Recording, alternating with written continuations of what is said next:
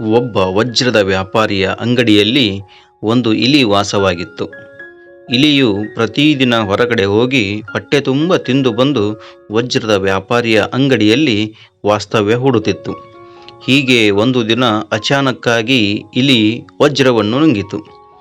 ಇಲಿಯನ್ನು ಹಿಡಿಯಲು ವ್ಯಾಪಾರಿ ಹರಸಾಹಸ ಪಟ್ಟರೂ ಇಲಿ ಹಿಡಿಯಲು ಆಗಲಿಲ್ಲ.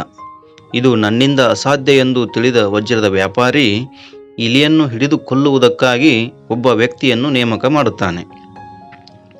ಆ ವ್ಯಕ್ತಿ ಇಲಿಯನ್ನು ಕೊಲ್ಲಲು ಬಂದಾಗ ಆ ಇಲಿಯು ಸಾವಿರಾರು ಇಲಿಗಳು ಇರುವ ಗುಂಪಿನಲ್ಲಿ ಹೋಗಿ ಸೇರಿಕೊಂಡಿತು. ಎಲ್ಲ ಇಲಿಗಳು ಗುಂಪಾಗಿ ಕುಳಿತಿದ್ದವು. ಆದರೆ ಒಂದು ಇಲಿ ಮಾತ್ರ ಗುಂಪಿನಿಂದ ದೂರ ಎತ್ತರವಾದ ಜಾಗದಲ್ಲಿ ಕುಳಿತಿತ್ತು. ವ್ಯಕ್ತಿಯು ಆ ಇಲಿಯನ್ನು ಹಿಡಿದು ಕೊಂದಾಗ ಅದರ ಹೊಟ್ಟೆಯಲ್ಲಿ ವಜ್ರ ದೊರಕಿತು.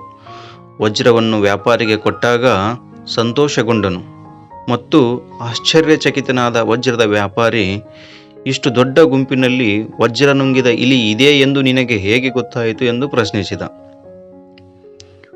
ತುಂಬಾ ಸುಲಭ ಎಂದು ಆ ವ್ಯಕ್ತಿ ಉತ್ತರಿಸಿದ. ಒಬ್ಬ ಶ್ರೀಮಂತನಾದಾಗ ಆತ ಇತರರೊಂದಿಗೆ ಬೆರೆಯುವುದಿಲ್ಲ ಎಂದು ತಿಳಿಸಿದ. ಒಬ್ಬ ವ್ಯಕ್ತಿ ಶ್ರೀಮಂತನಾದ ನಂತರ ತನ್ನನ್ನು ಬೆಳೆಸಿದವರನ್ನು, ಜೊತೆಯಾಗಿ ನಡೆದವರನ್ನು ಮರೆತು ಇತರರೊಂದಿಗೆ ಬೆರೆಯುವುದನ್ನು ನಿಲ್ಲಿಸುತ್ತಾನೆ. ಆದರೆ ಹಣವು ಶಾಶ್ವತವಲ್ಲ ಎಂಬ ಸತ್ಯವನ್ನು ಅವನು ತಡವಾಗಿ ಅರಿತುಕೊಳ್ಳುತ್ತಾನೆ. ನಿಜವಾದ ಸಂಪತ್ತು ಹಣವಲ್ಲ, ಒಳ್ಳೆಯ ಸಂಬಂಧಗಳು ಮತ್ತು ವಿನಯ ಎಂಬುದೇ ಈ ಕಥೆಯ ಸಾರಾಂಶ.